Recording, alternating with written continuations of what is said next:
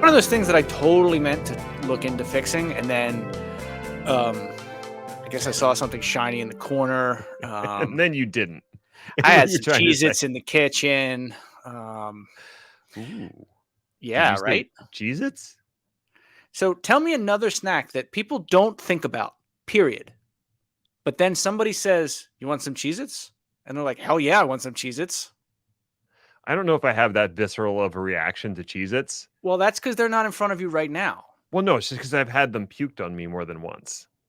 So my general reaction to Cheez-Its is slightly different than yours. Right. The small bags of disease that live in your house. Yeah, those are the ones. I think your mic's a little bit on the hot side. That's unusual. Something near you being hot. I agree. Better? Yeah. It was just when you got excited. When you became... Look, man, this is what Cheez-Its does to a person. you're just pumped. You show me somebody that thinks that Cheez-Its is not delicious, and I will show you someone who is wrong. I am happy to be wrong. I will carve out... fair, you are very good at it. Often, like, early and often. That's what I go with. If I'm going to be wrong. What did one of the guys I used to work with said, if you're going to be a bear, be a grizzly. And that's advice that I've carried with me through my entire career. If you're going to do something, do it. Why wouldn't you rather be a black bear? They're much more violent. I don't think it was the violence. I think it was just the sheer magnitude. So he really just said like polar bear, right? You think they're better at like Kinects? I don't know. I've never gotten close enough to give it a set of Kinects to play with. They might make that Ferris wheel in like... When was the last time you even tried to play canasta with a polar bear? I rest my case. All right. I was going to say last Friday, but it wasn't a polar bear, technically. Dave is more of a half-breed. Dude. What? Did you learn nothing from Cher? I believe in life after love. That's not what we're talking about. Oh, I'm not. Was that a Moonstruck reference? Because I can go. She did a song in the 60s called Half Breed about being called a half breed because it's not cool. Really? Cher. Yeah. It's actually a pretty good song. I mean, I don't doubt that Cher had a pretty good song, but that she did have that habit. She did have that as a habit. Yes. She's like the Cheez-Its of pop music. There it is. We found it. Cher is the Cheez-Its of pop music. Episode title. Perfect. All right. Oh, hello, alleged human, and welcome to the Chaos Lever podcast. My name is Ned, and I'm definitely not a robot. I'm a real human person who enjoys the English language and hates the overuse of hyperbole. Tell you, nothing makes my circuits blow like ridiculous and unneeded terminology. That metaphorically speaking, of course. I have no metal circuits etched into my positronic brain. That would be strange and highly illogical. With me is Chris, who's also here. That might actually be the title of my autobiography. Strange and highly illogical. The Chris Hayner story. Oh, I thought it was overuse of hyperbole. That's a good one. I feel like that's more of a chapter title. Okay. Well, I'm glad that as we have each episode of Chaos Lever, as we record each one, you are slowly assembling titles and chapters for your autobiography. I mean, at this point, it's like a series. I think I'm on autobiography number like 70. So I think I should start with like a pamphlet. That's a good place to start. When you're like 6, your autobiography pamphlet size. As you get older, maybe it becomes more of a novella. And by the end, you've got like the Encyclopedia Britannica or Infinite Jest. My mother was right. I didn't try hard as a child. Well, no reason to start now. No, sir. Not when I can have computers do it for me. Is that somehow germane to our topic today? And our topic is hyperautomation. It's a real term, and it's the topic I picked specifically because I thought the title would make Ned mad. You know, I even bolded it. You did? You sure did there. I will now wait the appropriate 17 seconds for Ned's system to overheat, reset, and come back online with a cool, calm demeanor. You know, English and languages in general are something that we invent and control. So anybody can invent their own term. And if people start to use it, then it is, in fact, an official term. Okay, well. Also, hyperautomation sucks and I hate it. I think it's safe to say that we can go ahead and call Ned a hostile witness for this one. Yeah, baby. But Gartner made it up, so that makes it important to talk about. Oh, God. This is like, pardon my French, it's like fucking SuperCloud all over again. Oh, but I know. Go ahead. I know. This is what happens when you make me late. Make you wait. I was late. That's what I said. In Kuwait? That's what I meant to say. I'll hydrate. Great. Anyway, so we've talked about what AI can do. And that's all fun and games, and AI is wrong all the time. Doesn't know how to do hands. I think there's a lot of other jokes we're going to repeat 6 or 7 times. Hyperautomation is important because it is the end goal of what this AI thingamajig is talking about. That's right, Margaret. AI isn't just about making the look like the Pope is wearing Balenciaga. And I didn't even have to practice that word. In the mirror for hours. Long story short, and believe me, it's going to be a long story.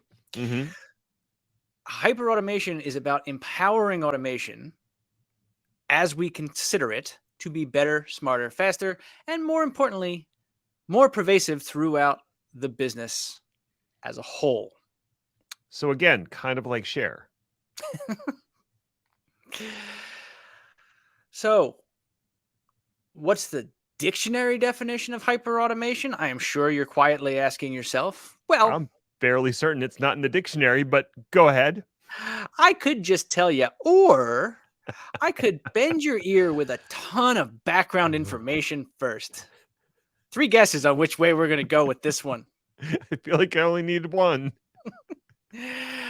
So, automation. Let's talk about that. Okay. So let's start at the beginning. And by the beginning, I don't mean ancient mechanical constructions like the Antikythera mechanism, which is awesome. That you definitely did not practice in the mirror also. And I actually didn't say it right. Close enough.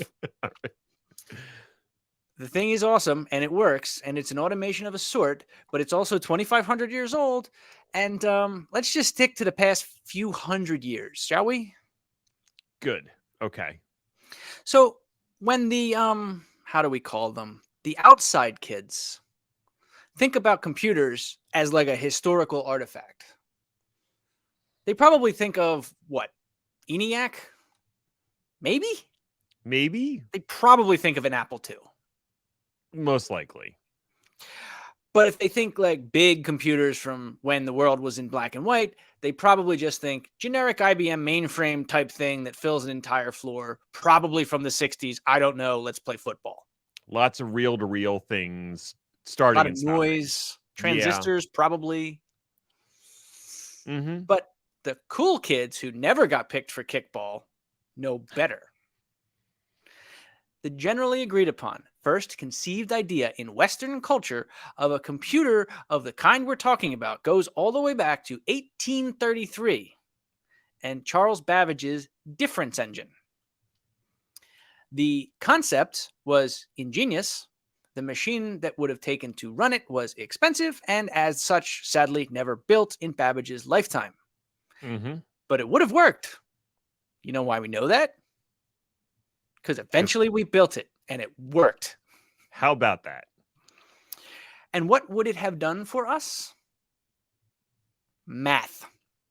That's all computers ever do. That's actually quite true. The idea at the time was simple. Humans can do math, obviously. Humans invented math. Sort of. Discovered it. From an Kind of. eschatological perspective, does anybody really know what time it is? Have you ever looked at your hands? How do you turn a phrase? Anyway. The thing about humans doing math is they know what they're doing, but they still have to go slowly, and crucially, they make mistakes. Mm. Sometimes, apparently, you're supposed to let them sleep. Not the way I do it. Have a machine do it, and it will not make mistakes, unless you're a Pentium 2. Oh. Even if you feed it 1,000,000 calculations in a row. Of course, back then, we're basically talking about something that is even more primitive than punched, what are those things called? Cards? Punch cards. Yeah. So the, 1,000,000 might take a while, but you get the idea. Even though the first known use of the actual word automation did not get recorded until 1912, the concept is there from the very beginning. Use a machine to do the job previously done by humans. Do it better, do it faster, and don't ever have to take breaks. Fast forward to the 1930s, and our good friend World War II is on the horizon. Yay! One thing that we learned from World War I, which, if people don't know, is the one that came before World War II. Fun fact, was not called World War I at the time. Save it for the history podcast. One thing we learned is that bombs and mortars and cannons and rockets and all things that can send explodey stuff far, far away, super useful in war. But even usefuler if they actually hit the target. Much better to hit, say, the army instead of a cornfield. I mean, the corn might beg to differ, but... Yeah, unless you're trying to make a whole lot of masa. We learned that because, like I said, efficiency is king. Enter computers, not the ENIAC yet. The computers I'm speaking of that helped in this instance were actual human beings. Mm-hmm. And what did they compute? Ballistics tables, silly. They did all kinds of very boring math, and these people, human beings, mostly women, would sit for hours a day doing these routine mathematics to build out books and books and books of ballistics tables. Mm-hmm. This saved fighting forces from having to calculate under fire, which apparently is hard. Instead, you pull out the book, you look up, down, and distance, punch in some weather, a little variable here, dial some things in on the weapon, and no pun intended, boom. Bomb hit target. Mass destruction had never been so easy. All right. Yay? Mm-hmm. Anyway, this exercise convinced the world at large that we could do ballistics better. So murder people indiscriminately. I mean, we've always been good at doing that better. But more importantly, there was a way to do math faster and more accurately. In this case, the math was done ahead of time. Problem that we ran into was they kept coming up with new weapons, which meant that the computers had to keep doing this job over and over and over again for even the most minor of revisions to the hardware. Mm-hmm. And thus, and this happened after the war, unfortunately, but time marches on, and so do explosions, we finally get to the ENIAC. A lot of the people that pioneered that program moved directly into doing research and working on the grunt work that made ENIAC possible. And the rest, as they say, is history. Wait, I thought this wasn't the history podcast. Yeah, I was going to say, this is starting to sound kind of like our other podcasts that we definitely should start. We'll do that right after we build the time machine. Are you familiar with the Isaac Asimov short story where, or it might have been Ray Bradbury? Honestly, sometimes they get the two a little mixed up. But the conceit was there were all these computers that were calculating the trajectory of ballistic missiles in a never-ending war. And then someone had the great idea of putting a human inside of the missile so they could compute the ballistics as the missile was being shot and thus start to win the war. No, that sounds terrifying. I'm going to say that the premise was on pretty thin ice, but I understand what he was getting at with the point. Anyway, I'm pretty sure it's an Asimov story. check it out if you're interested. So that's the story of how we got to computers. It was always about making mundane work for humans into simple, repeatable, and most importantly, error-free tasks for machines. And what do we have now? We are awash in a world that is automated around us, whether we think about it or know it or not. The simple definition of an automated task is one that is done on a schedule by a machine so a human doesn't have to do it. Your alarm clock is an automation.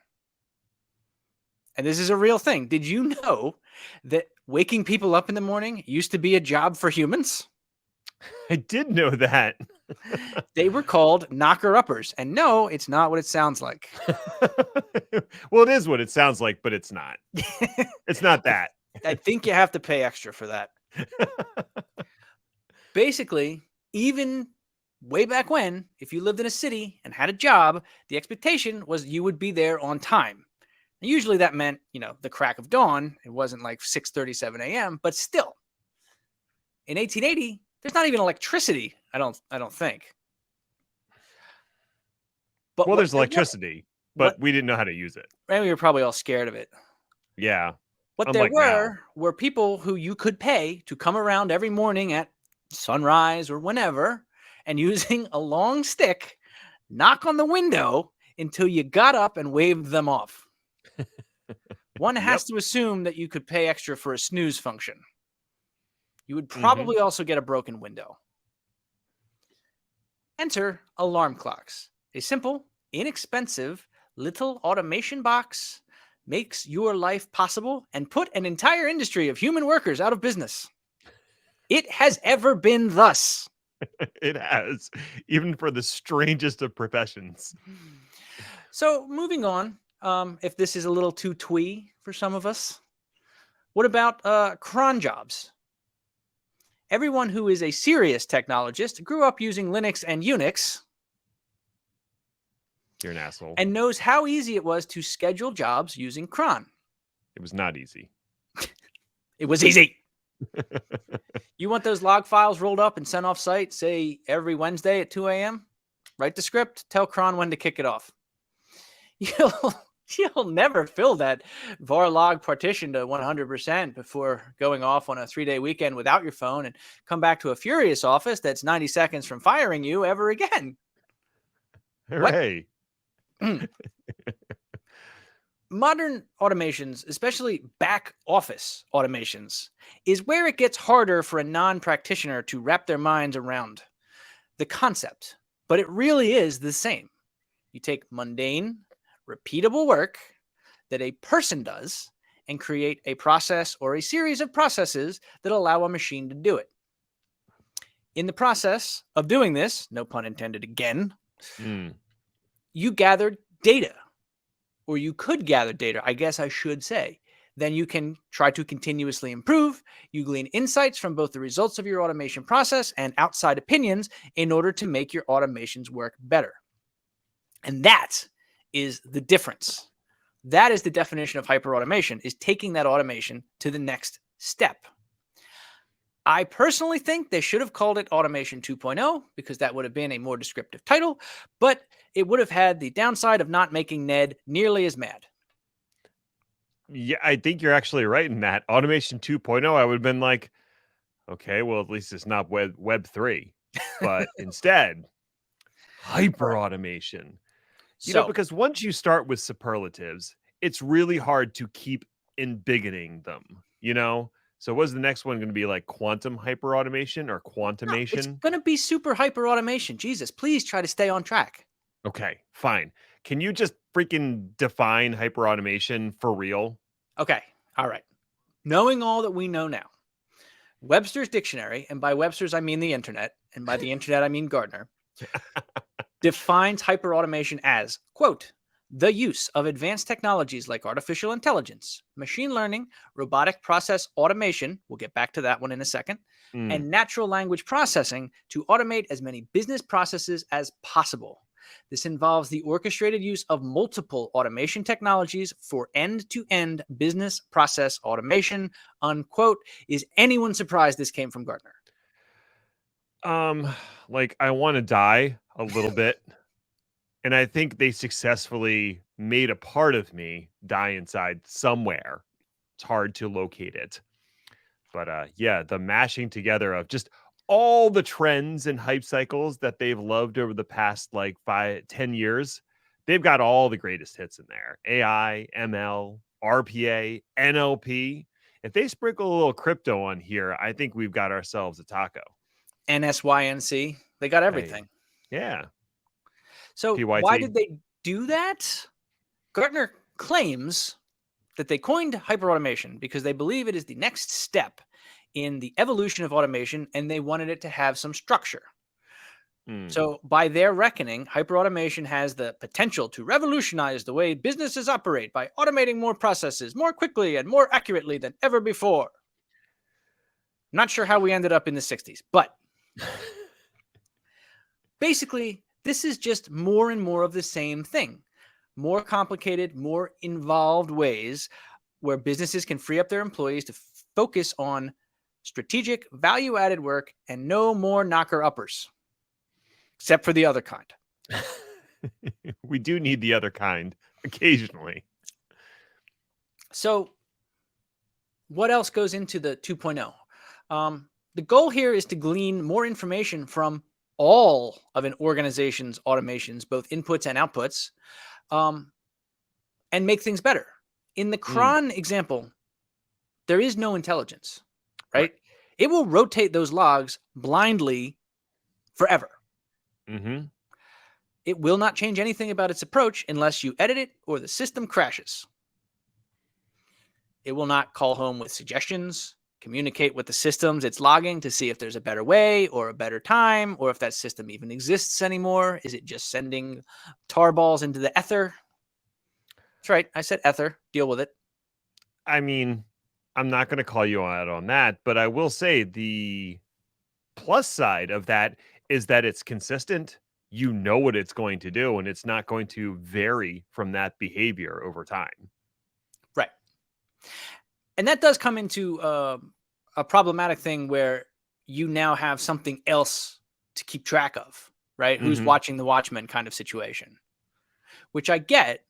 And I think it's interesting because this whole thing, from an automation perspective, sounds to me exactly like all of the pros and cons and trials and tribulations of a fully built and finely tuned SOAR system.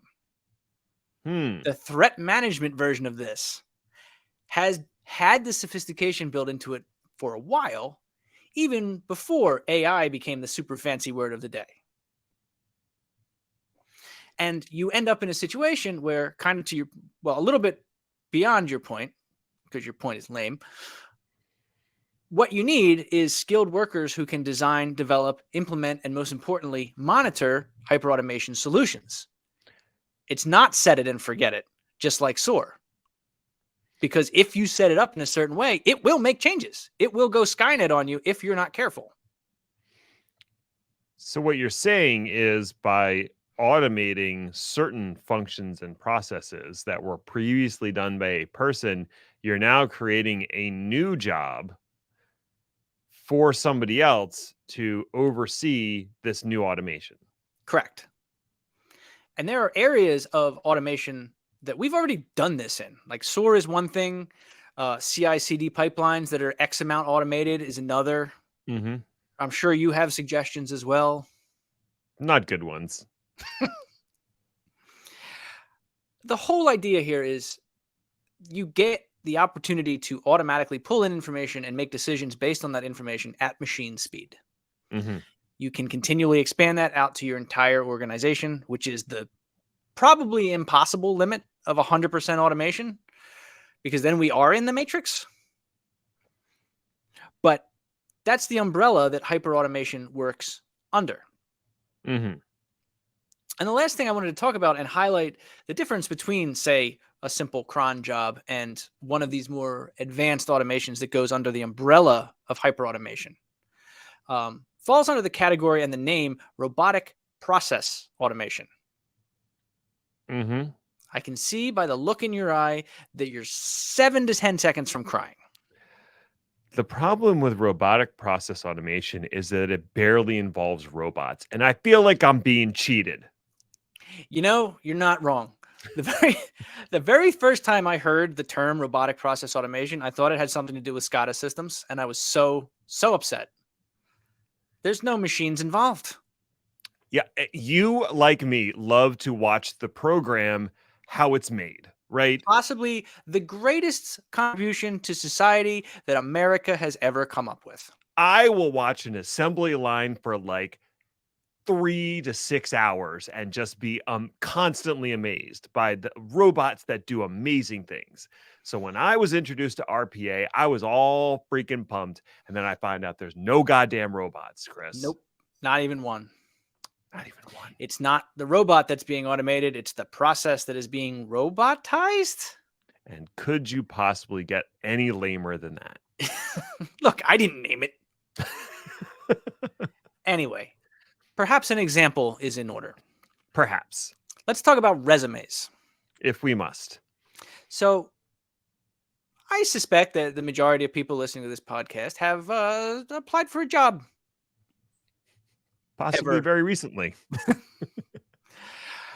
And we all know from that sad, frustrating, painful experience that the old school version of automating around resumes is kind of crap.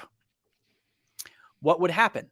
Well, you would have some kind of a text-based tool that would search for keywords and like numbers, ages, and experience, and either accept or reject completely out of hand, often without even telling you that they did so. Mm-hmm. That was cool. Totally cool. If the resume was accepted by some miracle, what happened? It still went to a recruiter, a human being, who still had a lot of manual work to do. Mm-hmm. Grab the resume, read it, hopefully, determine the department it should go to, check the list of reviewers in that department, check their calendars, get them to review, get the reviews back, decide whether or not to take next steps, rinse and repeat. Mm-hmm. Sounds simple and kind of checklisty, right? Like a little bit. It's not quite as simple as reading a script as a telemarketer, but it's not that far off. So that could be automated. Sure. Kinda. You could find a way. Mm-hmm. However, what else does the recruiter do? The recruiter likely knows all the people that are in the system. They know their tendencies, they know strengths and weaknesses, and will modify behavior based on what they think is the best way to go forward. Now, this is still what is referred to in RPA wording as a swivel chair job. You're taking an input A, you're either putting it in basket B, C, or D. Okay. But the point is, the recruiter is making decisions and is modifying not just based on, well, this looks like a B, it goes into B, but on additional information that recruiter has gathered over time. That is where hyperautomation comes in, because the idea is also to gather that information and allow an automated system, let's say the recruiter bot 2.0, to make those kinds of subjective as well as objective decisions. And then, more crucially, observe how they react and how the results come back and adjust the behavior accordingly. So basically, it's a feedback loop. Yeah. Just like AI is basically a Markov chain. So we really could have like summarized this whole section into automation should include a feedback loop. I see it's been a while since you've gone to a Gartner conference. Economy of words is not a thing that any Gartner analyst has ever been accused of. That's might actually for be a certain. penalty now that I think about it. I'm not saying they get paid by the word, but it sure seems like it. But anyway, that's hyperautomation. The only thing I want to bring up about that particular example of hyperautomation and resumes is you're probably going to rely on some sort of training set, some data set for training, which introduces the potential for bias in the data set. And if you go back to that tome of tomes, Freakonomics, where they did a study of applying for the same job using basically white dude names versus not white dude names, and finding that the same exact resume with the white dude name got better uh, return or better feedback. That sort of thing can easily be codified into a RPA or hyper automation or machine learning model, whatever you want to call it, if you're not careful to control for those biases. Right. And that's a huge if. Right. And that So is that if is one that's going to follow us around for the foreseeable future when it comes to anything automated or AI based. Right. It's like automating at scale is great, and you have to automate when you're working at scale, but it also means that you can automate disaster at scale. So we just I feel like my only point here is like we got to be a little more mindful about the thing that's making decisions, and you probably still need a human somewhere in that chain. Right. For now. So yeah, in conclusion, the whole thing is both intriguing and terrifying. Who's up for ice cream? 2 scoops, please. Lightning round? Lightning round. Lotus eaters continue to bask in the glory of domino. If I say lotus, you might think of a car or a flower. If I say domino, you might think of sugar or a series of tiles collapsing. Or a pizza. Or a pizza. Why not? What you almost certainly did not think of was productivity software. However, there was a time before Microsoft Office and Exchange, I know, when dinosaurs roamed the earth, schools were located uphill in both directions, and IBM ruled the productivity roost with software developed by an acquired company, Lotus Software. Most famous is their product, Lotus 123, which was the Excel of its time, which was eventually supplanted by the actual Excel. Slightly less famous, but much longer lived, was the messaging platform composed of the Lotus Notes client and the Lotus Domino server. Despite Microsoft's best attempts to embrace, extend, and extinguish with Outlook and Exchange, Domino and Notes have tenaciously hung in there. Even after IBM sold the software off to an Indian company called HCL in 2017. Last week, HCL announced the forthcoming version 14 of Domino, bringing welcome additions of a new admin portal and a Java virtual machine upgrade, as well as more flexible licensing of additional features. So congratulations to Notes for being nigh unkillable, despite the best efforts and billions of dollars from Microsoft. Barracuda announces the worst security breach of the year so far. Your move, Cisco. Now, this is not something you see every day. A vendor flat out telling you to rip their hardware out of your network immediately. To quoteth the Barracudith, Barracuda's remediation recommendation at this time is a full replacement of the impacted ESG. Wow. Barracuda Networks' email security gateway appliance, as in hardware, is the victim here. The victim of a remote command injection vulnerability that affects all modern versions, which is 5.1 to current, which is like 7 years from in the past until now, and cannot be fixed. This was originally documented at the end of May and given a CVS score of 9.8, which seems preposterous given what we know now.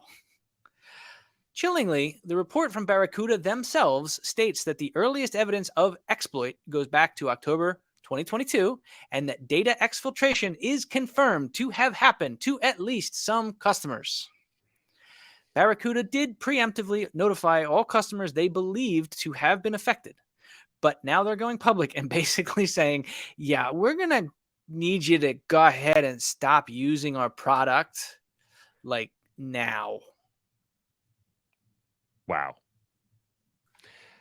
Fake cryptocurrency scam sites pervade the web. Crypto scam sites, but I repeat myself, could really be classified as basically any site that offers to sell you crypto. But in this case, we're talking about a specific grouping of sites meant to sucker you into a bogus rewards scheme. Trend Micro has spotted more than 1,000 websites under different domains that are all running the same basic scam and the same basic software. It starts with a message claiming you have won a fractional amount of Bitcoin on some investing site, usually to the tune of $25,000, thereabouts. The link takes the victim to a legitimate looking website in terms of HTTPS and trust ratings and prompts them to deposit a smaller amount, usually in the order of hundreds of dollars, to confirm account ownership before the transfer can take place. They're just trying to be prudent. Predictably, the transfer never occurs, and the victim is out a few $100s. Based on research by a public Telegram channel, the actors behind the scam have cleared a little over $5 million in the last 4 months. That's depressing. Even worse, this is an affiliate scam program run by Russian hacking group Impulse, making the process of establishing such a scam as simple as signing up for an account. So, as a quick reminder, if you get a link claiming that you just won something, the only thing you've won is less money in your bank account.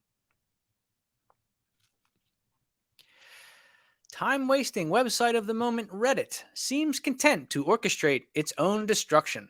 Footgun, footgun, footgun. Y'all have at least heard of Reddit, right? Hmm.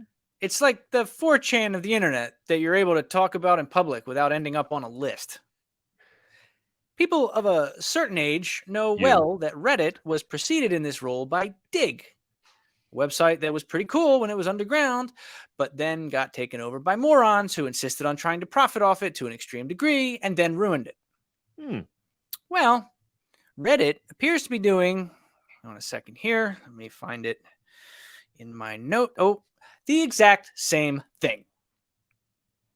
Reddit CEO Steve Huffman, who goes by the username Spez on Reddit's website, is widely disliked and has been basically since he took over. He's also widely distrusted as he's been proven to go in with admin powers and change comments made by other people. You're not supposed to do that.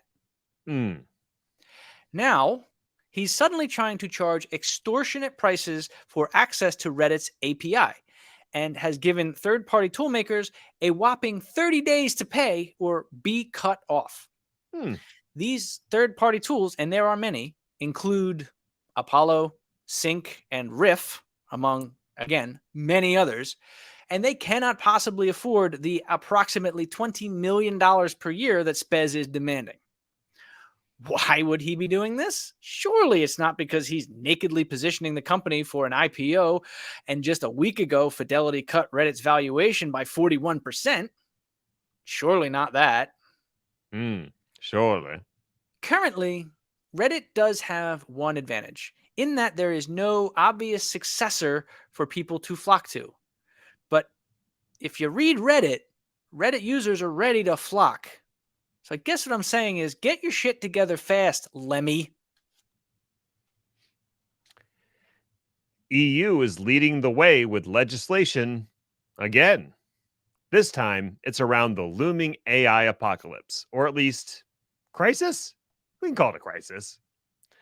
Despite what tech bros like Mark Andreessen claim, the coming infusion of AI into all aspects of our life will not be a shining city on a hill or a techno utopia. There's other topias, as we know. All regulation is not necessarily bad regulation, and there are legitimate concerns about how AI is implemented across all walks of life. The Parliament of the EU is currently debating legislation that would put the onus on the companies creating AI powered software to take a risk based approach with potential fines of 40 million euros or 7% of total worldwide turnover. What is a risk based approach? The EU will categorize certain applications as high risk in terms of health and safety. Applications that fall under the high risk category will have to comply with mandatory requirements before they can be offered in the EU market. Also, non high risk applications will still need to assess their data sets for bias and content. This is very different than the approach called an outcome based approach that is used by the UK and the US, one that predictably gives the application writers more latitude and less oversight. So, really par for the course. Seems like that's worked out great for crypto and DeFi, and I'm sure AI will be more of the same. All right, stick with me on this one, yeah? I'll try. Stack Overflow, volunteer moderators, down tools over secret new policy that obstructs removal of AI generated content. Help. Now, I normally don't just copy and paste the headline from the article I'm linking to, but in this case, I felt compelled to. Down tools is an English phrase, as in UK, that means go on strike. Get it? Put your tools down. Yeah, no, I got it. So, with that in mind, the headline I just read doesn't sound crazy. So, anyway, you learned something today. I did. In the war against AI generated content, Wade's people working for free for one of the sites whose content was prime pickings for the training of AI. Stack Overflow. That sentence might have actually been crazier. It was convoluted. Stack Overflow is used by many a developer who wants to pretend to know what they're doing and has such instituted a curious instruction to its moderators. Do not remove AI generated content, quote, outside of exceedingly narrow circumstances, unquote, they said to said moderators. There's a part of this where the company is concerned that AI detectors are not reliable and that content might not be truly AI generated, which, fair. There's another part where the moderators who are striking are saying there's more to the policy that they're not allowed to publicly share, which, mysterious. I personally assume that the company is all too happy to allow AI bots to post because it will increase their magical engagement numbers. This is the same reason that Twitter is completely fine with bots, even though we all know in reality that Twitter is 80% bots. That's not an exaggeration. Twitter is concerned with shitposting.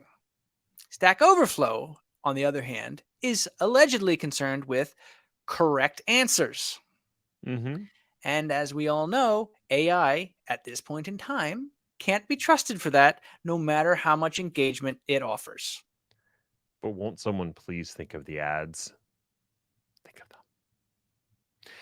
Hey, thanks for listening or something. I guess you found it worthwhile enough if you made it all the way to the end. So congratulations to you, friend. You accomplished something today. Now, idly reflect on the meaninglessness of life as you stare into the void that is your ever-present future. There's a sentence for you. Or go play some pinochle.